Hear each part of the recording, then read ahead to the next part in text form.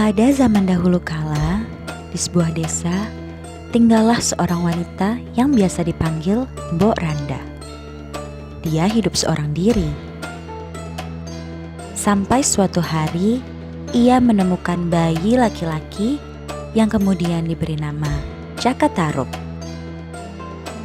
Singkat cerita, Cakatarup yang setiap hari membantu ibunya di sawah tumbuh menjadi pemuda yang sangat tampan, gagah, dan baik hati.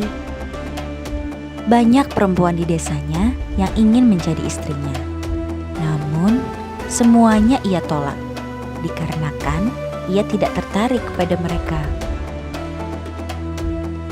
Setiap hari Mbok Randa menyuruh Cakatarup untuk segera menikah. Namun, lagi-lagi ia menolak permintaan ibunya.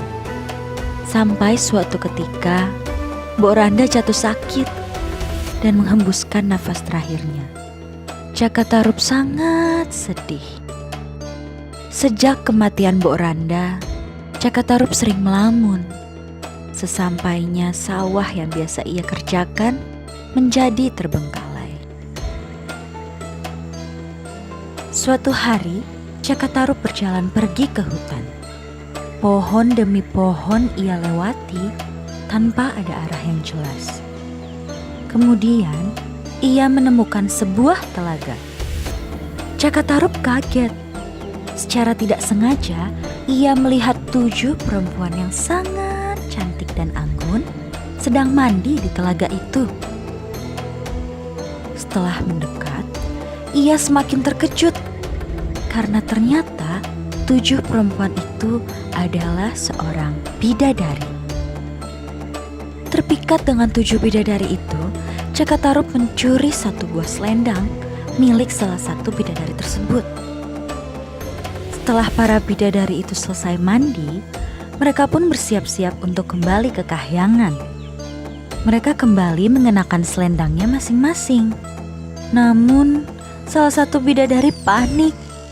Ia tidak dapat menemukan selendangnya. Keenam bidadari lainnya turut membantu mencari selendang tersebut. Namun sayangnya, hingga senja datang, selendang itu tak ditemukan juga. Sehingga bidadari itu pun ditinggalkan seorang diri oleh bidadari lainnya yang kembali ke kahyangan. Ia sedih dan menangis di tepi telaga. Kemudian Cakatarup datang menghampirinya, lalu berpura-pura menolong sang bidadari yang ternyata bernama Nawang Wulan itu pulang ke rumahnya. Kehadiran Nawang Wulan membuat Cakatarup kembali bersemangat. Mereka akhirnya memutuskan untuk menikah dan memiliki seorang putri cantik bernama Nawangsih. Sebelum mereka menikah, Nawang Wulan berpesan kepada Cakatarup untuk tidak menanyakan kebiasaan yang akan dilakukannya nanti setelah ia sah menjadi istrinya. Kebiasaan yang dilakukan Nawang Wulan itu yaitu ia dapat memasak banyak nasi dengan cara menutup beberapa beras ke dalam sebuah panci dengan ajaibnya. Setelah mereka menikah, Cakatarup sangat penasaran apa sih rahasia Nawang Wulan itu. Namun, bukannya bertanya langsung kepada Nawang Wulan, Cakatarup langsung membuka dan melihat panci yang sudah dijadikan istrinya itu untuk memasak nasi. Cakatarup bingung. Ia hanya melihat beberapa butir beras tergolek di dalamnya. Ia pun segera menutupnya kembali.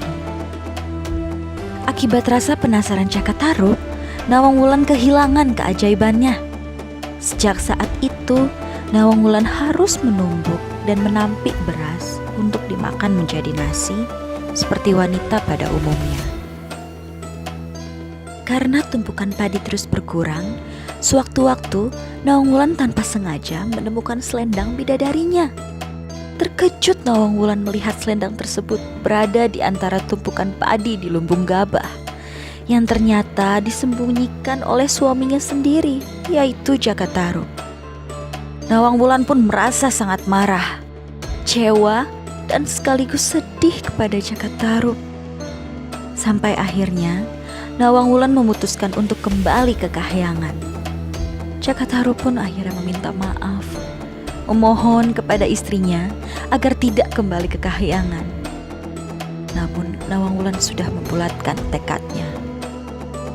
Hingga akhirnya ia kembali ke Kahyangan dan meninggalkan sebuah syarat kepada Jakatarup, yaitu ia akan tetap sekali turun ke bumi untuk menyusui bayinya Nawangsih. Dengan catatan, Jakatarup harus membawa Nawangsih ke tepi telaga.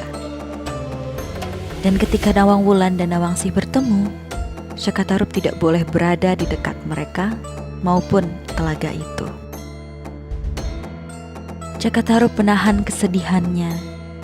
Ia ingin terlihat tegar.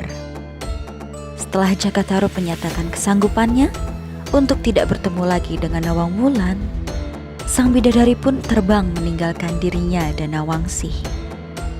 Jakatarup hanya sanggup menatap kepergian Nawang Wulan sambil mendekap Nawangsih.